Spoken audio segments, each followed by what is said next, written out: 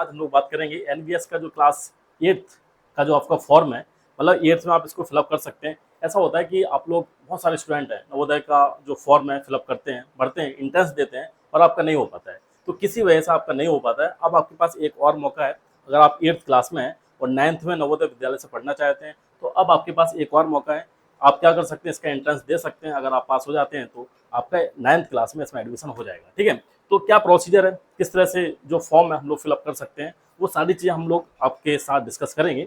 देखिए, एक बात यहाँ समझिएगा, जो आपका पेपर होगा, एग्जाम होगा, एंट्रेंस एग्जाम होगा, वो आपका 8 फरवरी के आसपास होगा, आसपास के 8 फरवरी में ही होगा। ठीक है, तो अभी अगर देखा जाए आपके पास टाइम है, अक्टूबर है पूरा, अक्टूबर, नवंबर, दिसंबर, जनवरी, फरवरी, बोल सकते हैं 4 महीने आपके पास है। तो 4 महीने अच्छे से आप पढ़ लेंगे तो आपका जो फॉर्म जो आप फिलअप किया है, आपका एंट्रेंस है, आपका निकल जाएगा। ठीक है, तो 4 महीने आपको बहुत अच्छे से पढ़ना पड़ेगा। उसके लिए देखिए किस तरह से हम लोग जो फॉर्म में फिलअप करेंगे, तो देखिएगा जो आपका फॉर्म है, यहाँ पे मैंने डायरेक्ट स्लाइड ओपन कर रखी है ना, डायरेक्ट ओपन कर रखी है। आप इसको इस तरह से ओपन कर सकते हैं। आप क्या जो साइड है इसकी, जो ऑफिशियल वेबसाइट है, उसको भी डाल सकते हैं। क्या डाल सकते हैं, CBSE ITMS है ना, इस तरह से लिख सकते हैं आप, CBSE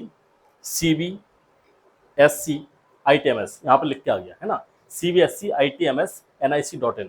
इस तरह से आप इसको डायरेक्ट लिख भी सकते हैं या ये आप इसको गूगल पे डाल भी सकते हैं। जैसे आप डालेंगे ये आपका ओपन होकर आ जाएगा, इस तरह से स्लाइड ओपन होकर आ जाएगी। तो आप यहाँ पर देख सकते हैं, ये खुला हुआ है। फर्स्ट वाली जो स्लाइड है उसको ही आप क्या कर दीजिएगा, लिंक को ओपन कर दीजिएगा। जैसे ओपन करेंगे तो यहाँ पर अब जो आपका नेक्स्ट जो पार्ट है क्या ओपन होकर आ जाएगा, इसका यहाँ पर लिखा हुआ है online application for admission to class 9th literal entry. Literal entry का मतलब क्या है, 6 से एडमिशन होता है, अगर आप 9th में लेना चाहे तो ले सकते हैं।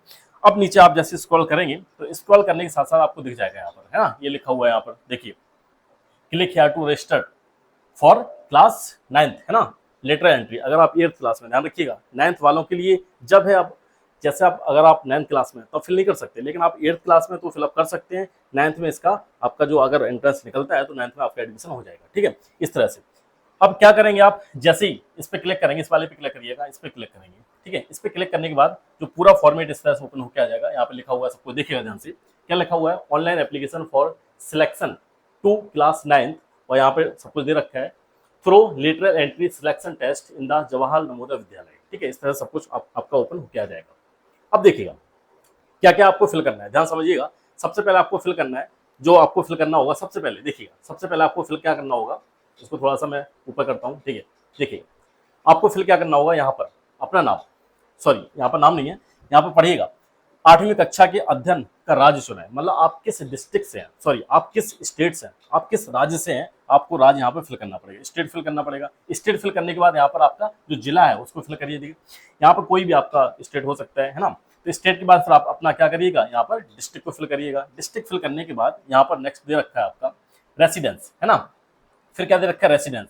अब आपको क्या करना है कि रेसिडेंस आपका क्या है, किस जिले, है ना, यहाँ पर भी सेम आ गया। देखिए यहाँ पर भी क्या आपका डिस्ट्रिक्ट आ गया कि किस डिस्ट्रिक्ट में आप क्या करते हैं, स्टडी करते हैं, और आप यहाँ पर रहते हैं, किस जिला में रहते हैं, है ना, किस जिले में आप रहते हैं, वो भी आपको फिल करना पड़ेगा। फिर इसके बाद नीचे दे रखा है यहाँ पर कैंडिडेट का नाम, अपना नाम फिल कर दीजिएगा। फिल के बाद यहाँ पर मोबाइल नंबर, मोबाइल नंबर के बाद यहाँ पे क्या फिल करना है आपको, डेट ऑफ बर्थ, DOB, जो कि आपके आधार कार्ड में लिखी है, उस तरह से आपको फिलअप करना है। फिर इसके बाद यहाँ पर ईमेल ID अगर है तो ठीक है, नहीं है तो कोई बात नहीं। यहाँ पर अपनी मम्मी का नाम, माता का नाम, ठीक है। फिर यहाँ पर अपने पिता का नाम, फादर्स नेम हो गया। फिर इसके बाद नेशनलिटी तो इंडियन ही होगी, ऑब्वियस सी बात है।